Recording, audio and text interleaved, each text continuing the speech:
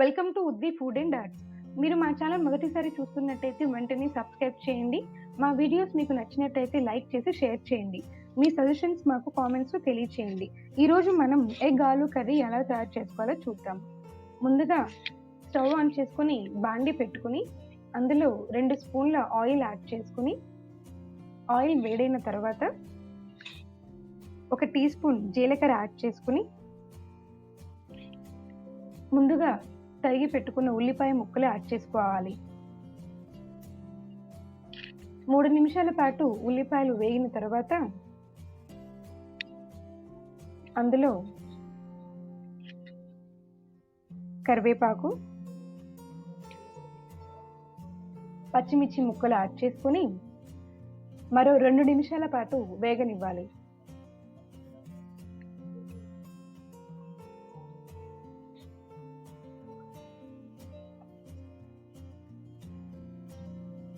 ఇలా వేగిన తర్వాత అందులో 1 టేబుల్ స్పూన్ అల్లం వెల్లుల్లి పేస్ట్ యాడ్ చేసుకుని దాని పచ్చివాసన పోయేంత వరకు వేపుకోవాలి. తర్వాత తరిగిన టమాటా ముక్కలు యాడ్ చేసుకుని టమాటాలు మెత్తగా అయ్యేంత వరకు వేపుకోవాలి.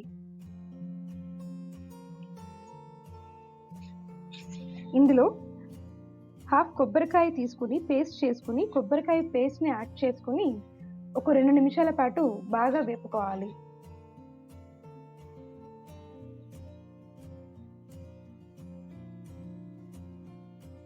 తర్వాత అందులో 3 టేబుల్ స్పూన్ల పెరుగు యాడ్ చేసుకుని మరోసారి బాగా కలుపుకొని 2 నిమిషాల పాటు వేగనివ్వాలి.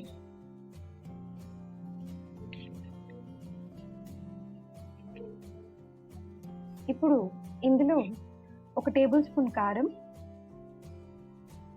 1 టేబుల్ స్పూన్ ధనియాల పొడి, హాఫ్ టీ స్పూన్ పసుపు,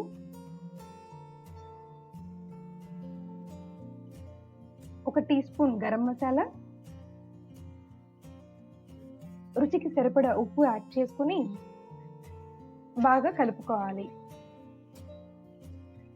మొత్తం కలిసేలాగా బాగా కలుపుకుని ఒక 5 నిమిషాల పాటు వేగనివ్వాలి. ఇలా ఆయిల్ సపరేట్ అయిన తర్వాత అందులో 1 గ్లాస్ నీళ్లు యాడ్ చేసుకుని మరో 5 నిమిషాల పాటు ఉడికించుకోవాలి. ఇప్పుడు ఇందులో ఉడికించి తోలు తీసి పక్కన పెట్టుకున్న బంగాళదుంపలు యాడ్ చేసుకుని బాగా కలుపుకుని ఒక 2 నిమిషాల పాటు ఉడికిన తర్వాత కట్ చేసుకున్న కొత్తిమీర, పుదీనా ముక్కలు యాడ్ చేసుకుని మరో నిమిషం పాటు ఉడకనివ్వాలి.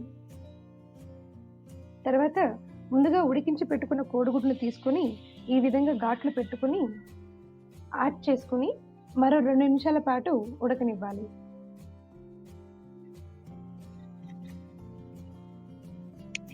ఇలా మొత్తం బాగా కలుపుకొని 2 నిమిషాల పాటు ఉడికించుకోవాలి.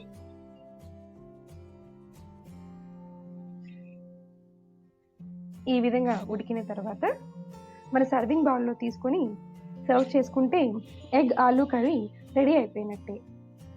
ఇంకెందుకు ఆలస్యం, మీరు ఒకసారి ప్రిపేర్ చేసి మాకు ఎలా వచ్చిందో మాకు కామెంట్స్ రూపంలో తెలియచేయండి. లేటెస్ట్ అప్డేట్స్ కోసం బెల్ ఐకాన్ని క్లిక్ చేసి లైక్ చేసి సబ్స్క్రైబ్ చేయండి. Thank you for watching and